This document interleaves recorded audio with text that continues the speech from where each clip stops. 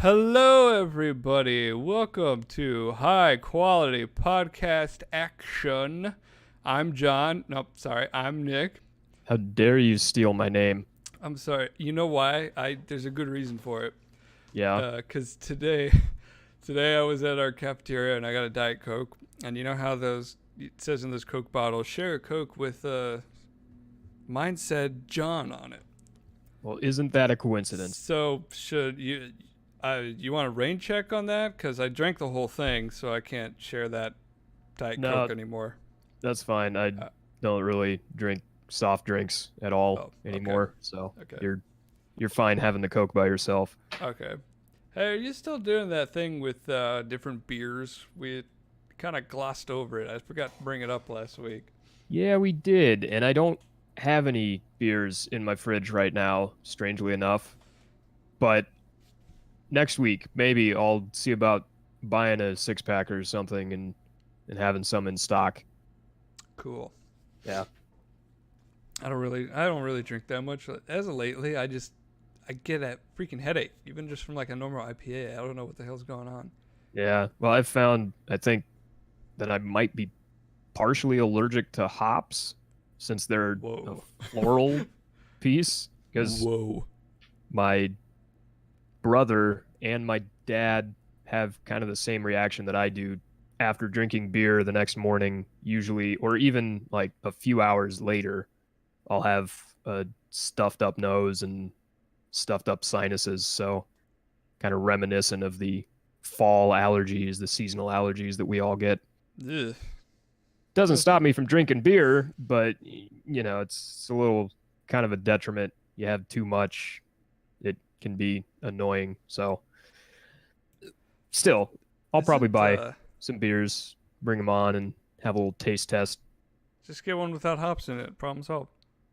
This is true, but I like IPAs and beers that have hops, so Isn't it'll. uh isn't it hops like harvesting season about now? Yeah, I know one of my coworkers grows hops on her family's farm, and they harvested, I think, last week or like last weekend, maybe. Hmm. So yeah, it's harvesting time. If you haven't had a shitload of rain in your part of the country and everything's turned to slop. I know a part of the country that's about to get a shit ton of rain. Oh yeah, Yeah. where's that? The Carolinas. Oh The yeah, pretty much the mid Atlantic seems like. yeah. Probably All, should have thought of that. Easy to all forget. yeah. I was Although the sorry. kind of concerned about where the track of that hurricane was going to go because it looked like it was going to go up north more than it does now, looking like it's going to the west. So I was, It's more the trajectory that was predicted has now been moved further south, so I don't yep, think it's coming up the coast. yeah, which is good because then I don't have to deal with the remnants of a hurricane system getting blown into upstate New York. Oh Granted, man. we'll probably still get some of it, but it won't be near as bad as it could have been. That reminds me of during Hurricane Sandy, just like the very tip of it went over Cleveland, and we had a really bad storm. This was when I was college, and we had Yeah. a bad storm. Obviously, not as bad as what they had in New York and the New England area, but we got an advisory from our school telling us to be careful when we are commuting or walking to class and to watch for flying debris. That's not something you see every day from Uh, a no, university. no. So they had to close the interstate that's on the Lake Erie coast because water uh, had somehow gone past the shore and started flooding the interstate. Jeez. It was something else. I never want to experience a hurricane, so I think I'm fine living where I'm at because I'm pretty sure I won't have to worry about experiencing one. Yeah, I've had to deal with a nor'easter or two last year, and it was it was basically like being in Nebraska during a thunderstorm, except it was snowing instead of raining or hailing. So it wasn't that bad, but it was a couple days of intense wind, and I think we got a few feet of snow, but nothing crazy. Freaking weather, dude. It's it's neat stuff, Hey, but you know what's also neat? scary. Oh yeah, you know what's neat? What? Climate studies. You like climate studies? Who doesn't like climate studies? Yeah, I'm not going to talk about a climate study, but I'm going to talk about something that may help climate studies. Well, it's a little disappointing, but all right, I I'm know. game for that. I thought long and hard about it, and I decided against it. As cool as they are, but anyway, I figured talk a little bit about something that's more current, or at least that's coming up this Saturday, September 15th. The very exciting launch of the second ice cloud and land elevation satellite, also called or shortened to ISAT 2. It's a little more easy to roll off the tongue. Yeah, it's more palatable, I think, than Yeah. saying ice cloud and land elevation satellite. I Got to don't come know up why. with a good acronym for your satellite or your program, otherwise nobody cares about it. I don't know why land didn't make the cut when they I made an acronym for it. guess they don't care as much about the land portion as they I do about the ice. yeah, I don't know.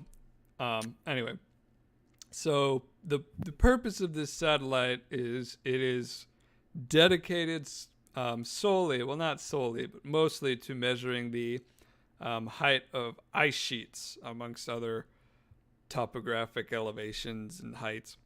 Um, it did have a predecessor, obviously. This is number 2. There was an ISAT 1. Unfortunately, ISAT 1's mission is no longer with us. It ended in 2010. So it Rip. only took them 8 years longer to make another one, I guess. Well, yeah, spacecraft take a while to produce and make flight ready and then actually launch and get to orbit and Oh yeah, yeah, all that. that's it's launching from Air Force Base in California. I'm not sure what time on Saturday, if anyone cares about watching it at all. Anyway, of course, there's college football to watch. Who wants to watch a satellite being launched? Am I right? I mean, I'd watch both, but that's just me. Okay. Well, if you had to choose one, Depends on the college football game. So when's the satellite launching? it's Saturday. What time though? I don't know. I'm Didn't look it betting it's up. probably early in the morning, like 4 o'clock or 6 o'clock in the morning. Because if I'll it's have on the to. West Coast, if it's a West Coast launch, it'll be way earlier in the morning. If it's on the East Coast in Florida, then it might be like 9 or 10. I like the nighttime launches where you can like see the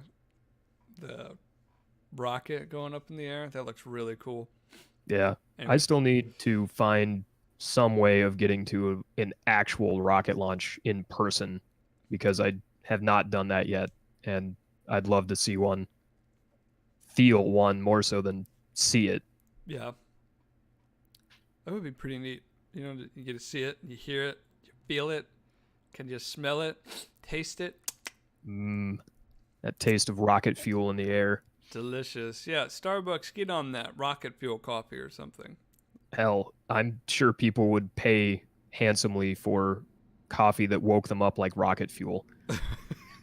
Be a good marketing there. You could easily market something. They've got Death Wish coffee that is apparently so highly caffeinated you might have a heart attack if you drink too What? much of it. But you know, marketing. I'm not a marketing major, but somebody out there Yeah, who is, get I on can that. tell. Work at Starbucks or work with Starbucks on that. You know, my sister does sales and marketing. Maybe, Yeah, actually, I'm she not could. sure if she actually does marketing. I know she does sales, but Yeah, she could probably have a hand in that. Throw her a yeah. bone and So, see where she goes with sister, it. if you're listening, get on it. Rocket fuel drinks. Okay. Um. So before I get into like the uses this satellite will be, I was really fascinated reading about how it works. So I kind of go over that before getting into the purpose that it will do once it's in space. Sure. So the satellite in its entirety is about the size of a smart car, so pretty decent size. Because it only has one purpose, pretty much, measures height. Oversimplifying that, but it does it really fast and really accurate. Okay, so keep that in mind. ISAT-1 only used one laser beam. John, what's better than one laser beam? 5 laser beams. 6 laser beams, close. Actually 6? Actually 6. Damn, I was close. So ISAT-2 uses another acronym for it, the ATLAS, which stands for Advanced Topographic Laser Altimeter System. So what this does is it has 3 sets of parallel laser beams. So we'll get into that a little bit later, but it's that instrument is the only instrument on ISAT-2. That's it. The ATLAS system. So it's a really purpose-driven instrument then. Oh yeah. So ATLAS actually only generates one laser beam though. So you may be asking yourself, well, you said there were 6. Well, have you ever taken a laser pointer and placed it up against a mirror and saw that it bounced off and went to the ceiling or the wall behind you or something? Yes. Yes, I have. Good. Glad we got that important thing out of the way. So on a more precise level than just your typical bathroom mirror, the laser beam reflects off multiple mirrors, splitting into the 6 laser beams that will come down to Earth. The laser fires at a pulse rate of 10 kilohertz, which I believe is too high a frequency for human hearing if it was audible. I could be wrong about that. I think our frequency range goes to 20,000. 20? Oh, it is hertz. 20. Okay. Yeah. So you could hear it. Sure. If it made sound. Yeah. That's 10,000 times per second for those of you who's like, what's kilohertz? And it records the elevation every 70 centimeters. This thing is in freaking space. Takes recordings of elevation on Earth every 70 centimeters. That's on Earth. That's not the movement of the satellite. That is 70 Earth centimeters. That's pretty impressive. Yeah. Especially when you have to consider that everything from the satellite's point of view is in a completely different reference plane. General relativity and all of that has to come into play. Now, ISAT-1 only took elevation recordings every 150 meters, so pretty big upgrade in this rendition of the ISAT. So why all these laser beams, you may ask? Good question. With the 6 lasers and the amount of sampling that it does, it will give the most accurate measurements to the nearest centimeter in most cases, and it'll give a higher resolution map of these ice sheets and polar regions that we haven't had the capability to map out completely. But the issue with the frequent sampling is that each pulse is relatively weak. So if it's weak going out, the reflection coming back to the satellite will also be very faint. So to capture these faint reflections, the satellite uses a small telescope, just like kind of like what you use to go look at the night stars if you're so inclined to, but a lot more sciencey, let's say. Robust. Yeah, I put some language in here that I realize might be a little too specific. But basically, think of it as a funnel of light that goes into some tubes. There, oversimplification, pretty much. So yeah. the laser reflection coming back reaches the lens of this telescope that is so sensitive it funnels light into a vacuum tube, and this vacuum tube is so sensitive that it can detect single photons. So 1 particle of light. That's how sensitive it is. So when the photons reach that vacuum tube, they reflect off more mirrors because why not? No, there's a good reason for it. And then onto optical fibers that are only zero point 0.1 millimeters in diameter. So there's little room for error while you're making this thing. So when they test it, they put it through vibration tests to make sure everything will survive the launch into space, which of course can be a very big deal when you're talking about very delicate and precise instruments like this. And just to give you an idea of how mind-blowing this is, the mission's project scientist Thorsten Marcus said, "I'm a physicist and I'm still shocked it works. So if the physicist is shocked that this works, then you should be too, okay?" Are I you am shocked? absolutely shocked. I'm gobsmacked. But Um, thinking about all that, the fact that they have that specific of a single photon vacuum tube detecting apparatus in there is pretty damn impressive, because looking at ground-based things that are used in a similar application for quantum mechanical research or things of that nature, detecting a single photon, creating a single photon, and then detecting that single photon is pretty damn difficult. oh yeah. And I couldn't believe that they could sample at such a fast rate and still be able to have a signal reach the satellite coming back from Earth. I thought about that's pretty crazy to me. But the nature of light itself is very unique. So at the same time, that's kind of not shocking. Yeah, it's Moving. it's an interesting composition that light has. Not unlike water, solid, I liquid, know. gaseous. Yeah. Sometimes I get gaseous too. Anyway, As so do I. I think we so all I, do. Everybody poops. everyone's a little bit gaseous sometimes. Anyway, so Anyway, ISAT-2's purposes are NASA summarized it in short. We'll get into more detail after I read this lovely list. Number one, measure how much melting ice sheets in Greenland and Antarctica contribute to sea level changes. Number two, measure how ice sheets, glaciers, and more are gaining or losing mass in different regions to help researchers understand the mechanisms behind those changes. Number three, estimate the thickness of sea ice and monitor any changes. And number four, measure the height of forests to calculate the amount of vegetation in the region. So, getting to that first task about measuring how much ice is in Greenland and Antarctica, because we still don't.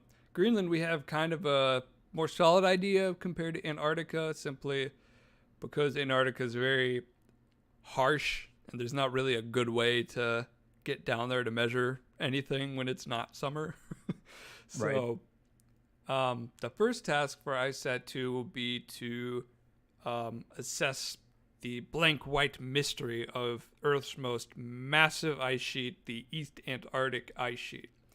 Extreme cold and high elevation are believed to protect it from major ice loss, but scientists have yet to really understand how snowfall, melting ice, and shifting bedrock can contribute to tiny changes that the satellite will be able to measure in elevation.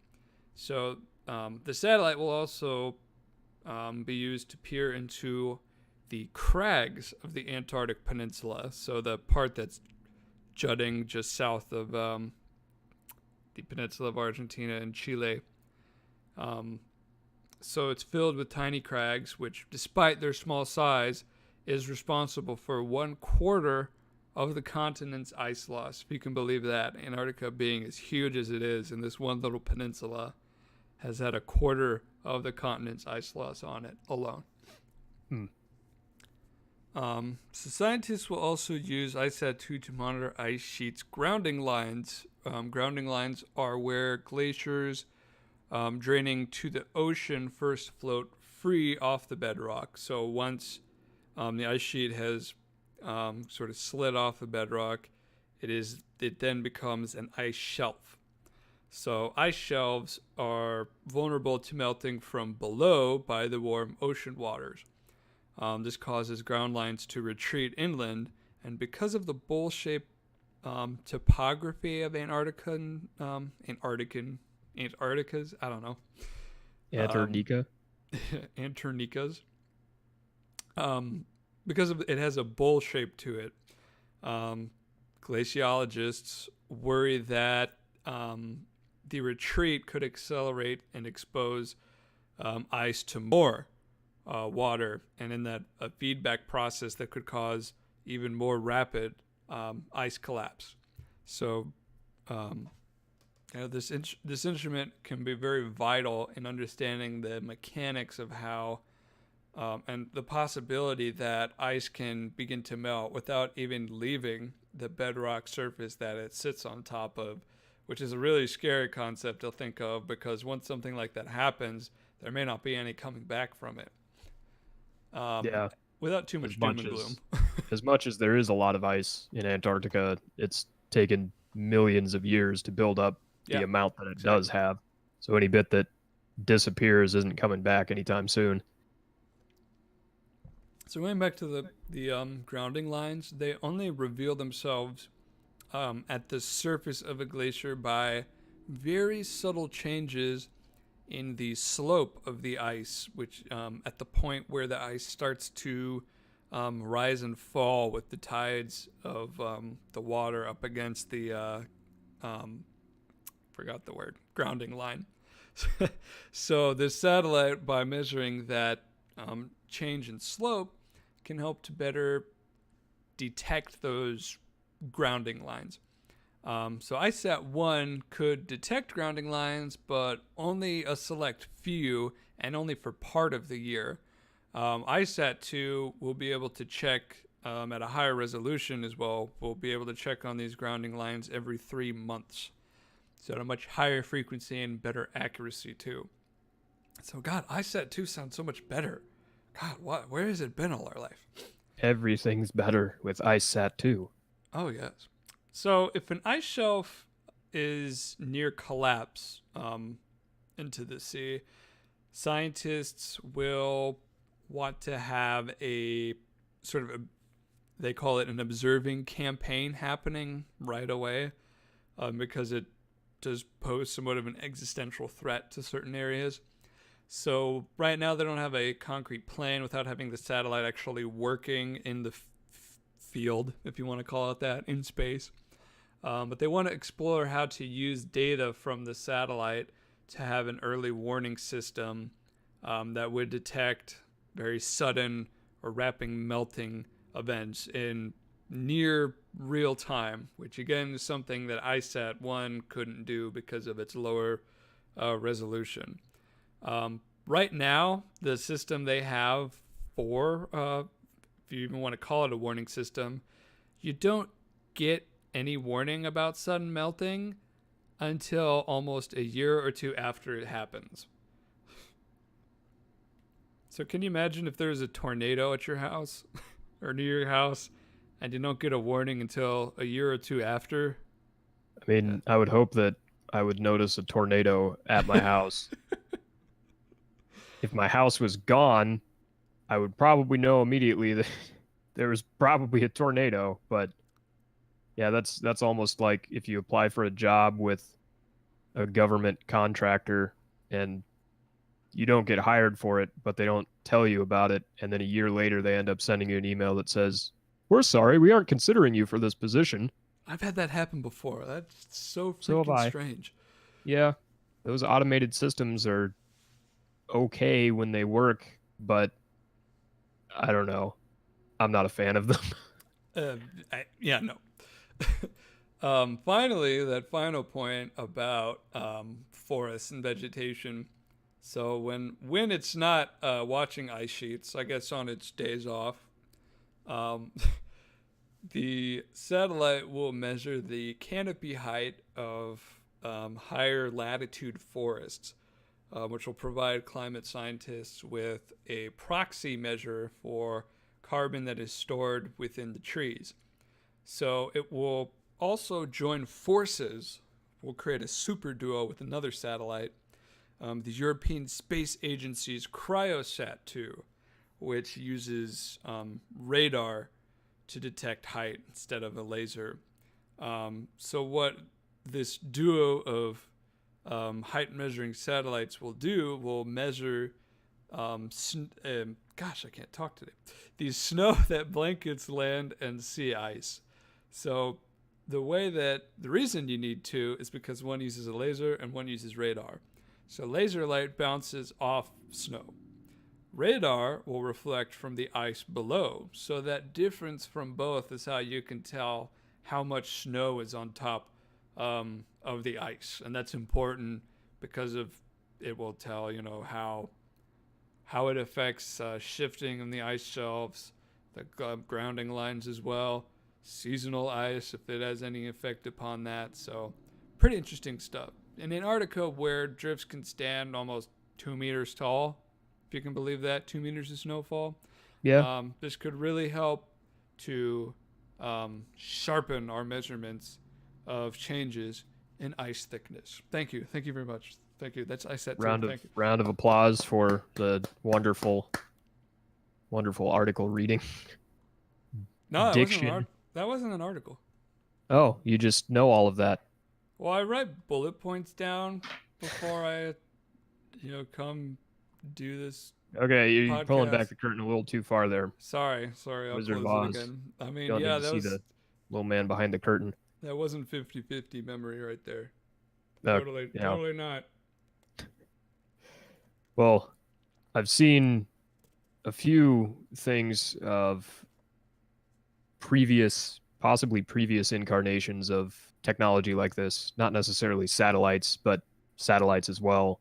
I know NASA flies aircraft regularly over Antarctica that have instruments on them similar to what this satellite has capabilities for. And when you're in an aircraft, you're limited by how high you can go and how many passes you have to make over a specific area every year, only at certain dates, because you can only go down in the summer when the weather is reasonable and you can actually fly instead of being caught in perpetual storms in winter.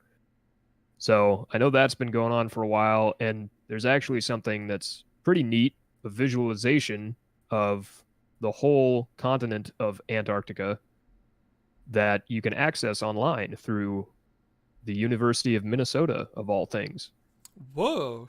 And it's called REMA, or the Reference Elevation Model of Antarctica. Yet another wonderful acronym that has a 8-meter spatial resolution. So not quite as good as the upcoming IceSat 2's resolution, but you can go to the website, or if you just search for REMA Antarctica on Google, it'll probably come up, but it'll pull up a website that has some information about how the model was constructed using digital elevation models from digital globe satellite imagery, including data from Worldview 1, Worldview 2, Worldview 3, which are similar instruments, I would assume, to IceSat, except maybe a little less resolution on those. But Yeah, I it's think collected ISAT is. between 2009 and 2017, and you can pull it up and take a look at the map and check out Antarctica.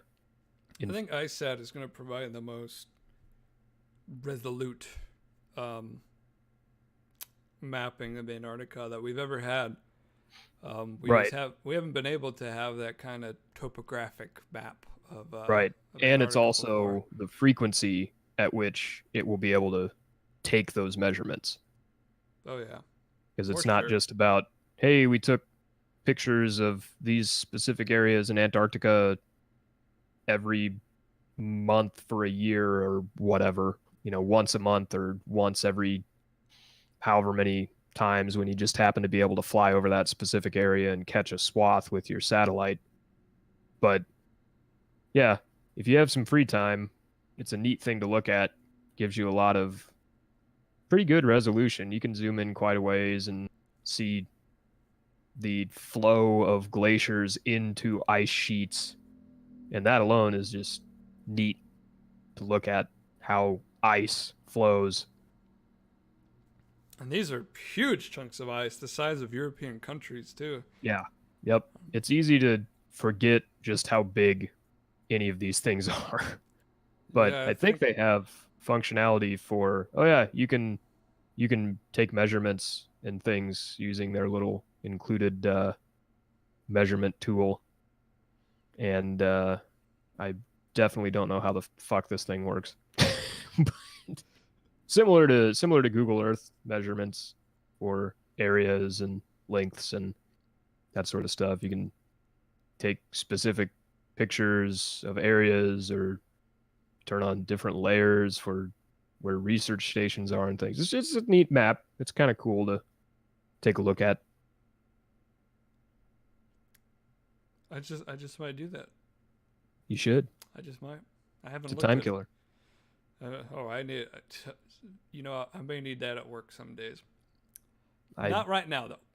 I can agree. I could use that at work during lunch or maybe on a Friday when everyone knows nothing really gets done.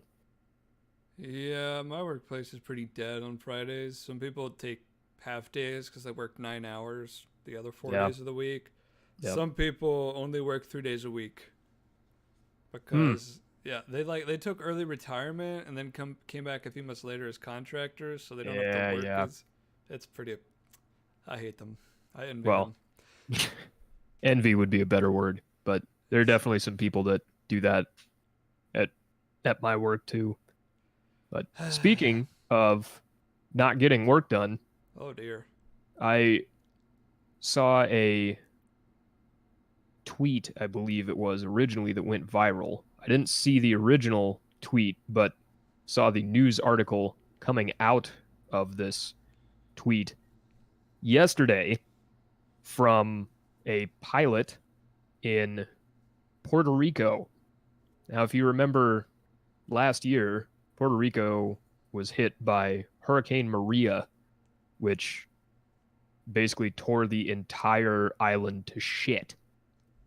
And the aid operations for that were not they were non-existent. They They weren't were great. shit. They were non-existent. They were shit. They were throwing paper towels at people like they were a basketball. Yeah, exactly. So that post does not have to deal with paper towels, but water bottles. And not just a few water bottles, but 20,000 pallets of water bottles. Like the ones that were sent in relief of the hurricane like a year ago. Yes. They've just been sitting there. Yes. What the fuck?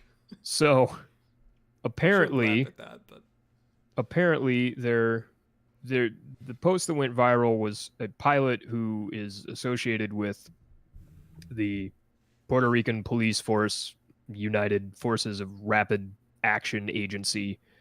He had taken pictures of these water bottles last year and then had flown over them again and decided to release pictures of them that he took yesterday. And imagine an airplane, an airport runway, and then the entire width and probably a good, like, I don't know how long this runway is, but a good quarter of the length completely full of water bottles on pallets. Just completely covering the entire runway for a good quarter of the way, and then there's other water bottle pallets stacked on either side going the rest of the length down the runway. It's a shitload of water. Now, the problem with this is that Puerto Rico's government didn't know they were there. So FEMA apparently didn't tell Puerto Rico's government that they had these 20,000 water bottles stockpiled on a runway in Puerto Rico for people to use for over a year. How the So, fuck does that happen? so, or if I like walked by this airstrip and I like, can you plainly see their pallets of water bottles, or are they like in giant boxes or something? Like, I find it So, hard to have you ever believe that seen? nobody would like question, hey, why is all that just sitting there for this an entire year? Oh, yeah, sure. So, have you seen pallets of water bottles before? Yes. Like those big 26 or like 48 packs of water bottles. Yeah. So, those pallets of water bottles stacked however many high, it's probably a good like they probably stacked them a couple or two or three pallets high on this runway, and they're all wrapped in bright blue cellophane. So they're pretty damn visible. So what? I, I can't. I just don't understand how that's possible. I don't either, but apparently, at least from the release from a Puerto Rican official, the water bottles that are currently in Caiba, I believe is how that's pronounced. I'm probably mispronouncing it, but they weren't delivered to the government of Puerto Rico to give out during an emergency since they were under FEMA's custody. And it wasn't until April of this year that Puerto Rico's government was notified that it was excess inventory that could be requested from FEMA.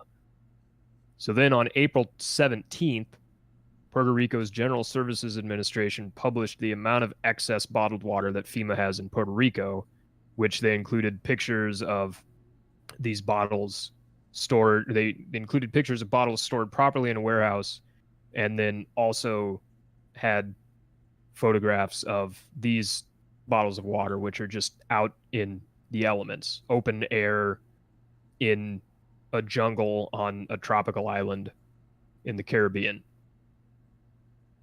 So God. on April 26th of this year, FEMA gives GSA, the government of Puerto Rico, Government Services Administration of Puerto Rico, the excess bottled water. They had it moved to the landing strip that's managed by the federal government of Puerto Rico. But the government of Puerto Rico doesn't have control over the federal land where the bottles were placed, and they didn't transport the bottles to their current exposed location. So then on May 24th, FEMA asked the government of Puerto Rico when they could pick up the water bottles, and the government says that it'll pick it up between the 30th and the 31st of May. On the 30th of May, the government goes to pick them up. They were distributed to different municipalities, and they distributed them to what? Let's see. Other government entities, municipalities. They received a total of 732 pallets of water out of 20,000. Not much of a dent. So, after they sent these pallets of water out, the government received back complaints from municipalities and other agencies that indicated the water had a foul odor and a bad taste. So it's gone acrid because, of course, it's been sitting outside for a whole fucking year. Wrapped in plastic, probably in the sun Exactly. all day. Yup. So, needless to say, it's more of a shit show. And correct me if I'm wrong, but did our president just the other day say how Puerto Rico and his agency's strategies and effectiveness in Puerto Rico were a great success? I think he said that today. Great success. He gave himself an A plus. Now, that maybe was some time ago, but God, if I his feel like he response to Puerto grades Rico was himself his, far too easily. if that was a success, I don't want to see a failure. Oh God. Yeah, I mean, what is a failure then? What constitutes a failure if that's not a failure? I'm not really sure Like just he knows literally what doing failure nothing? is. or that he can even comprehend failure. He's failed a bunch. We can tell that from all the bankruptcies and Trump University and the XFL, or was it the USFL that he ruined? I can't remember. I think it was That the USFL. sounds right. Um, yeah, the man knows failure, so I don't know why he thinks that that was such a success. Well, Because you just can't because even. he has failed does not necessarily mean he knows that he's failed, unfortunately. It's like that was a success, not letting the state government of Puerto Rico know, hey, we got you these bottles, 20,000 pallets, bottles of water to give out to people, and you can't access them until a year later. Like that is as far from an A plus as can be, and that's just one thing that they completely foobarred. Yeah, and I don't know where, I don't think there's any indication of where the water had been stored previously To have a to smell to it. the landing strip. How does So, water have a smell? hey, if you've ever had well water on a farm, or like I have well water at my house because I live on the side of a fucking mountain, but it's got a stench to it at certain points in the day. Yeah, It but it's not bottled water. No, and bottled water shouldn't have that. Exactly. So what the? Yeah, it it's a real stupid situation that, again, as we have seen in the past, FEMA has some issues with management of resources, not unlike when Katrina happened in the Yeah, US. I want to question that right there because you never had these issues when Obama was president. So it makes me wonder if this is just a theme of Republican presidents to have incompetent people and to divert money from FEMA to other militant agencies. I saw an article that Trump had requested to Congress to divert $200 million from FEMA to ICE, the Immigration and Customs Enforcement Agency. Mm-hmm. And right now, FEMA is still understaffed. They're understaffed still. They still don't have resources to be able to take care of stuff. And now you have this big hurricane, which actually was downgraded to a Category 3 today, but still pretty bad. Still bad. Yeah, but they don't have the resources to respond to this stuff. That's Is he gonna call this a success too when Florence hits the fan? I don't know. Probably. We did so good in North Carolina. Oh, that's more Christopher Walken. Yeah, I'm not what even going to was try and that? do a Trump impression. I'm going to fuck it up. Oh dear. I don't want to sully Christopher Walken's wonderful diction with, and yeah, don't need to do that. Well, another tragedy that happened about a week and a half ago or so was the fire in Brazil that caught a portion of the Brazil National Museum in it. And I think that people don't realize that a collection and a catalog of a museum, whether it be a natural history museum or human history museum, just how much those specimens actually have benefited and can and still will benefit science. Just that museum in Brazil alone had specimens going as far back as the 1800s that have been preserved and kept in the National Museum for that long amount of time, and upwards of 20 million individual specimens. And a good portion of those, we still don't have a concrete number yet, have been lost forever. And that's not just, taxidermied animals.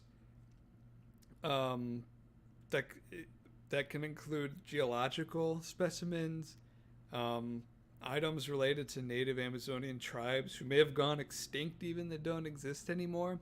So it's pretty unfortunate that um, all this has been lost in this fire. Um, and I know that for sure 95% of the entomology specimens were completely destroyed. That number they already have. Hmm. That's Yeah, that's rough. it is. And unfortunately, we don't have Nicolas Cage on the case to Yes. find a national treasure trove of If anyone things could do it, I think sitting in a cave. they should just bring him down there and have him search the what remains of the museum. Now the entire Yeah. museum was not completely um, lost in the fire either, so there is some things remaining still. Yeah, that's good because I had seen the reports of a Brazilian museum going up in flames, and I didn't read too much into it. Kind of assumed the worst. If the whole thing had gone up, that would have been exponentially worse compared to the damage that they sustained. Even though that's still not great when you lose records of extinct. The thing that gets me the most is the extinct Amazonian tribes or potentially extinct Amazonian tribes, because that's human history that you can't get back. I mean, you can find other samples potentially of certain things for, entomology or geologic samples, taxidermy animals, things like that. Possibly. I mean, if they're extinct animals, maybe not. But with human history, it's a little more personal. So yeah, so just to give you a few examples of not the Brazilian Museum, but just how museums have helped researchers in the past.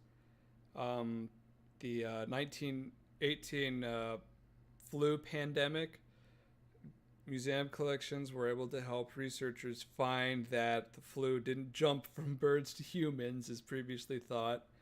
Um, museum collections help track the spread of West Nile virus, help figure out how, I mean, this may be minute to some people, but it's still pretty cool, but how Argentine ants invaded the United States, shifts in butterfly ranges because of climate change, and my favorite that I found, a museum collection, I don't know where, but a museum collection helped reveal that rattlesnakes that have consumed rodents that had sprouting seeds in their cheeks were unlikely seed dispersal agents. So plants are not quite at this stage of their evolution where they can use rattlesnakes eating rats with seeds in their cheeks to help spread their seed around. That's just how evolution works right now. Obviously, plants haven't quite reached that point yet. Maybe they will reach a point where they can take advantage of that unused mechanic. But here are a few things, three things specifically that the collection at the Brazil National Museum were vital in helping out. John, you like dinosaurs, correct? I do. I wanted to be a paleontologist when I was a kid. Okay, okay, very good, very good. The Santana Raptor placidus, I think I said that right, was discovered by current museum lead Alexander Kellner in the late 90s. Now, the reason this fossil specimen that was discovered is so important is because of how unique it is. Some of the soft tissue from that specimen, things like skin, muscle, blood vessels, were preserved in the fossil, which is very rare for a specimen to be uncovered that has all those things well preserved within it. So um, it's kind of one of the first times that you were able to look at a fossil and actually see a lot more about the physiology of the animal and not just the bones of it. Um, One of the oldest known partial human skeletons, named Luzia, who is an homage to Lucy, who the oldest. I forgot what Lucy's claim to fame is. I think it's the oldest, like missing link or something. I should have looked that up beforehand. Anyway, She had um, was Lucy the Neanderthal specimen or no, she's not Neanderthal because it was much earlier before Neanderthals. right? Okay. Like I couldn't remember off the top of my head, but yeah, I do remember that was somewhat recent in the last 20, 30 years, something like that. So Lucia was discovered in 1975, um, and Lucia has been studied by anthropologists over many years ever since the remains were discovered, um, to help kind of gain a broader picture of how people lived and spread in the Americas. Um, I, I think I should have wrote it down. Lucia is about 11,000 years old, is how old those remains were. It was a partial skeleton, skull, some of the leg bones, I think a clavicle were found. Um, and that was enough for them to make a reconstructive image of Lucia's face, of what it would look like in 11,000 years ago. Hmm. Um, and finally, new species of plants and animals, both living and extinct, have been identified from examining the museum fossil and sample collection, samples being preserved remains of animals and plants. If you've ever seen those trays with bugs in them that are pinned to a board, that's think of something like that. Um, Sure. but I couldn't find a complete list anywhere of all, um, of all the different species of animals and plants that it's been helpful to. But I know that it's been very vital just because of the sheer number of specimens. I think it's the most out of any of the South American countries were held in Brazil at this museum and other locations, which fortunately did not have to experience that fire. Yeah. Not not all natural history museums or anthropologists or historians are Indiana Jones going into the rainforest and stealing idols and various things from foreign peoples, Right? returning them to museums in the United States and fighting Nazis. Although Right. I'm sure the profession would probably be a lot more exciting if that were the case. But I think the contributions that you listed and that exist from the profession of those individuals who work at museums, whether they're curators or researchers or even people who visit those facilities as researchers, those artifacts and specimens are invaluable tools for determining any variety of things based on facts and science and things that I'm not privy to as much as I am with engineering and particle accelerators and quantum mechanics and things of that nature. So it's cool stuff. Well, well, aren't you just the mister? I chose a different route in the field of science. I did kind of accidentally, but you know, I feel that's how a lot of people's career paths kind of go. Oh, yeah. I mean, look at the lead singer of The Offspring, right? He's got a master's degree or PhD. I can't remember, I and think he's got his PhD now. he still does research too. He's the lead Yeah. singer of one of the most famous rock bands of the '90s, and he's a PhD earner. Anyway, Yep. Well, it's like whatever his name, Schultz from Boston, the yeah, guitarist and singer songwriter, got yeah. his bachelor's and master's from MIT and made his own guitar pedals and recording systems. Some people, You'd be surprised. We're both somewhat musical and engineers in science, that true. kind of realm. So they can they can intermingle and go hand in hand in certain cases. Nowhere near making my own guitar equipment, though. Yeah, I That's not I happening mean anytime I soon. built my own guitar, but Yeah, but that's not like high tech electronics like he was doing. no, it's not. I'm not near Not to that level. discredit I don't you. design electrical circuits and things for guitar amplifiers and Yeah, I know. guitar effects and things. I'm not an electrical engineer, so yeah, I stay away from that. So to end on a happier note, after this load we have dumped on you, Yes, please. we're going to talk about one of our favorite places from childhood, the zoo. Now, Yes. uh, do you remember that field trip we took to Omaha's Henry Dorley Zoo for CAD class? Was that advanced CAD? Maybe I don't remember. Okay, because I took every CAD class that our high school offered, and I remember the field trip, but I don't think I went on it. So, Oh, granted, I mean, technically, I didn't take advanced CAD, but I was a TA for it, and I did all of the work in it, including, well, and grading homework and all of that. But so in other words, you don't remember going, or you didn't go, or I'm pretty sure I didn't go. But um, continue on with the Happy Zoo times. okay.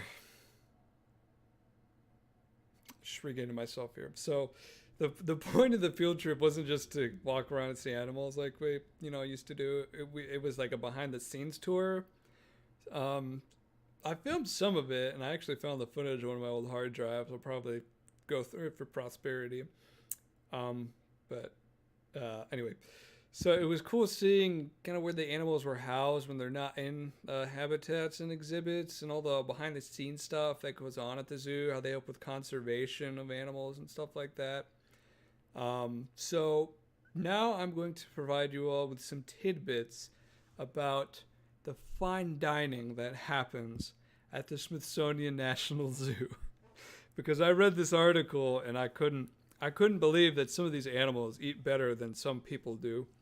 What is the life of a zoo animal when it comes right down to it? I couldn't freaking believe what I was reading. This stat that the Smithsonian National Zoo feeds 1,800 animals a day, Good God. every day, and they have a prep list with the day-to-day meals for the different animals. The menu has the name of the animals on there. So I guess like if they have preferences of food or something, I don't know. Kiki likes apples and Bobo doesn't like apples. Who knows what's on there? So the zoo commissary is a committed place just to preparing food for the animals. It's like a kitchen, but they don't cook anything. It's like peeling fruit and chopping stuff up, but still a dedicated commissary to feeding animals. See, you're That's speechless. impressive. You can't believe that. It is. It's impressive. Oh, you're going to be more impressed by the other stuff I found out. So, Do tell. do you like pumpkin spice? It is fall. Pumpkins. Well, it's not technically fall, but pumpkin spice is everywhere now. Are you a fan of the pumpkin spice, John? I enjoy pumpkin pie. I can't say that I'm a fan of the pumpkin spice latte, but I don't go to Starbucks at all anyway. So Well, I'm borderline. you'd be surprised what animal loves pumpkin spice. I don't have a good guess. So I'll give you a hint. They live in the Serengeti. hyenas? No, lions. Okay. So Hillary Colton, who's an animal keeper and the vice chair of the Enrichment and Training Committee at the zoo, says that the lions take a long time rolling around in the pumpkin spice scent and getting it all over themselves. Then the lions will scent mark the same way that domesticated cats do in that space. So who would have thought that lions and basic white bitches have so much in common? Not me. I would have assumed it a bit, considering they also love cats in general. It's true. Very true. So animals at the National Zoo receive what they call restaurant grade produce. So this is restaurant grade, not just food that you go and get at a Hy-Vee supermarket. Restaurant grade, okay? And they don't accept donations or seconds from anywhere. The same way a grocery store or a restaurant has a food truck delivered, in those big trucks, zoos get the same thing. High quality produce action right there. Um, so for things like insects, living food, I'll call it, the zoo immediately takes them once they're delivered and places them in the animal habitats. And the reason for that is if they didn't, there would be crickets or mealworms all over the place. Like, I used to have a tarantula, and crickets are no joke. I'm telling you. They're little Houdini bugs.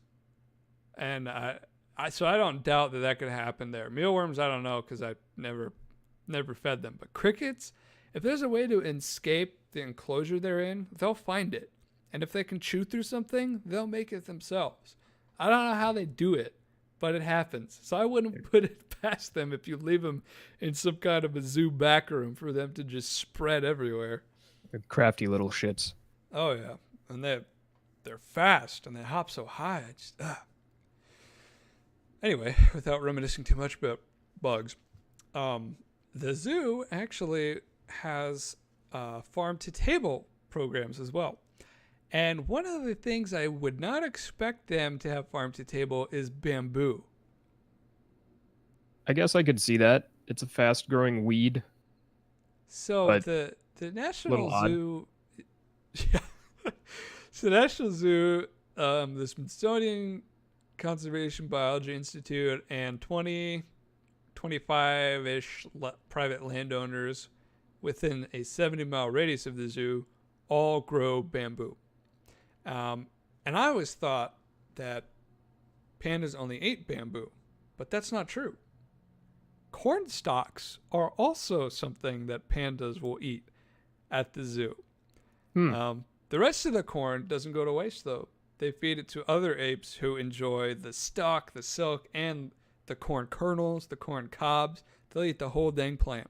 So, if you're a farmer in our home state of Nebraska and you have the capability to own a panda or ape, you could do so. That's probably illegal, so I'm not going to, recommend that. But I'm just saying, if you really wanted to, you could definitely do that. I'm surprised that we don't have native apes or pandas to Nebraska. I know. It's weird. That'd be hilarious. This next bit was really interesting to me. So the National Zoo uses food to mentally stimulate the animals. So, they don't... You may see toys and stuff in animal pens, but I found this interesting because I didn't know just how, you could use certain things to really, kind of help an animal's development and keep them entertained in a way. So, in the wild, elephants and apes will forage for food. They'll look in the ground. They'll, walk to trees and crap looking for food. So you probably think that you go to a zoo, there's food dishes, the keepers just place food in that dish, and that's all. Well, at the National Zoo, they use a favorite movie snack of humans. John, what's your favorite movie snack? I like the chocolate-covered cookie dough balls. Well, that's not what they use. Or you could go with the old classic of popcorn covered in imitation butter sauce. Well, you're right, minus the butter sauce. They use popcorn. So if they like corn, that doesn't surprise me too much. Yeah, I guess so. I didn't think about that. So for apes, they'll use bags or other containers. And they'll put it in the ape's pen, and the ape has to figure out how to, open it to get the popcorn out. Or there'll be some puzzle, something for them to have to figure out to get the food out of it. For elephants, I couldn't find a picture of this device, but it really sounded intriguing to me. They made these popcorn feeding devices out of PVC pipe. So the elephant will pick up the pipe, and if it blows hard enough into it, the popcorn will just go all over the habitat. I really wish there's a video of this. I want to see that. Just a elephant blowing into a PVC pipe, just blowing popcorn all over the place. It almost reminds me of that board game. Like, I always saw advertisements for it as a kid, where it was that elephant that blew butterflies in the air, and you had to catch them with a net. That fucking stupid thing. Elephant, wasn't it? Or is Is that what it was? I can't remember. I don't know. I know the Black Eyed Peas had an album called Elefunk, and it wasn't great, but it's the Black Eyed Peas. Anyway. So so popcorn goes everywhere, and the elephants can spend the rest of the time just foraging and finding the little popcorn kernels, which I guess they really like. But despite using popcorn, they don't get to watch a movie. No movies on display for the apes or elephants. So unfortunate. Now, finally, and most surprising to me, I'm saving the most surprising for last, just because either I'm really ill-informed or this is just that like surprising to people. John, do you like ketchup with like your French fries or on hamburgers or stuff like that? Sure, never on hot dogs though, or No, bratwurst. So what do you put on your hot dog or bratwurst? Mustard. Bratwurst, it's mustard and sauerkraut. If I don't have sauerkraut, it's sweet relish. Okay. So But animals. I'm a proponent of the Chicago style hot dog with everything on it. That's the best way to have a hot dog, in my opinion. Okay. Agree to disagree. Animals can be no different when it comes to condiments. And I don't mean like specialized animal condiments. I just mean condiments. So some foods that are inherently good for them but aren't necessarily palatable. Just to give you an example, the one that they used, beet pulp. Delicious. Sounds good. Couldn't understand why any animal that's not a horse would want to eat that. So, beet pulp, which is just what remains from sugar beets after they extract all the sugar from them. So pretty much anything that's good about that plant is now gone. It's just a husk of its former self.